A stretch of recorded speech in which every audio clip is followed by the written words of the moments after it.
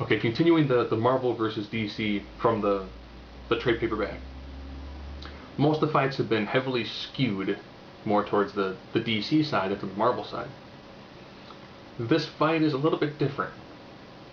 Ron Mars, who wrote the story, introduced the Kyle Rayner Green Lantern, and spent a lot of time writing Silver Surfer. He also wrote the story where they actually met each other. So ironically, when it came to writing this fight, the person best suited for it would have been Ron Mars. Now you've Kyle Rayner Green Lantern. This time he was still relatively fresh in his role, taking on Norrin Radd, the one and only Silver Surfer, who has a list of abilities that it's easier to make one that's shorter, that is what he cannot do. The power cosmic is almost like a walking Deus Ex Machina. The amount of abilities he can control and what he can do, it's very, very impressive. There's a reason why he is one of the major heralds of Galactus. Not the strongest. Not the strongest. The strongest, of course, being not T-Rex. There's another guy just before him. Drawing a blank on who he is. They did a story called Cosmic Powers where Thanos had to get people together to try to fight this guy. And Thanos had a hard time dealing with him. So I'm drawing a blank on exactly who he is. But he's one person who, he was an initial Herald of Galactus and has about the same power level as Galactus, where Surfer is a notch lower.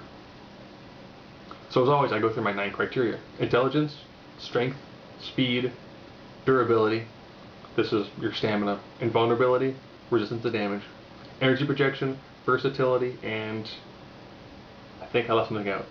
Versatility, fighting ability, and all important X factor. You know, whatever didn't get caught up in everything else. We'll first work with intelligence. Kyle Rayner this time was still kind of young in his role, and he's an artist by trade, so a very creative person. However, Norrin Radd has been around for quite some time. However, in the Silver Surfer persona, he's a lot more single-minded and focused, but he also has cosmic awareness, so he actually kind of knows what's going on around him anywhere at all times. So I'm giving somebody who has access to some of the secrets of the universe versus an artist from either Los Angeles or New York, depending on when you're reading his origin. So I had to give the intelligence edge to Silver Surfer. Fighting ability. Neither of these two guys are really known for having like knockdown, drag-out fights. At this point in time, I think Kyle was just starting to do some work with the JLA, so he would have had some training by Batman. So I would give him an edge in fighting ability. Now we're at strength.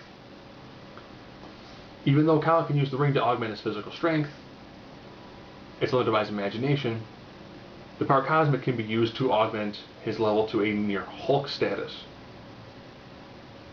Speed. Again, Green Lantern, very fast. If you want to look at a great idea when it comes to speed in the Silver Surfer, and during the Infinity Gauntlet, Adam Warlock had Silver Surfer stay back while he more or less let the remaining heroes fight against Thanos. The plan, of course, being that as Thanos was fighting, Silver Surfer was going to hit roughly light speed to try to snatch a gauntlet from him in the middle of the fight. That's a tremendous amount of speed. I'll give the speed advantage to Silver Surfer. Now we're at durability. Silver Surfer has taken a tremendous beating, and ironically, he uses the power cosmic to fully heal himself. Where Kyle can use his ring to help speed up his natural regenerative abilities, he's not going to have the ability to almost fully recreate himself. Invulnerability. Kyle can make a phenomenal shield. He's taking on somebody who is essentially virtually indestructible. Energy projection.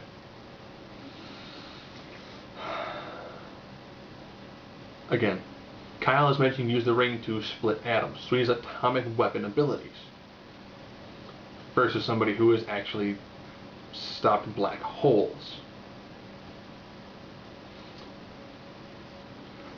Kyle's ring can do anything he can think of.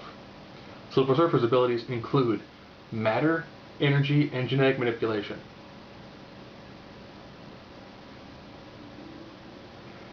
So now we're down essentially to versatility, down to the X factor.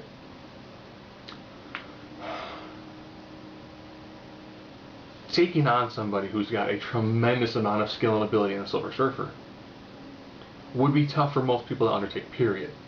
And the fact that he has energy manipulation abilities would kind of make somebody using an energy-based weapon kind of pointless. I mean, if you really wanted to, you could fight someone like Superman and be like, "Oh, I get it. You're a solar battery. Okay, well, I can just drain your solar cells, and then you're nothing." Or, "Oh, okay, I see what it is. Technically, you're a Kryptonian. Oh, okay. So if I can get enough of a hold of you, I can rearrange your genetic material and make you into a human." The abilities that he is displayed on a relatively constant basis makes Silver Surfer an absolute bear to try to take on. So in a fight like this, just like when it showed, Kyle built up this massive amount of armor. He went headlong into Surfer, and Surfer was kind of like, well, he tried hard.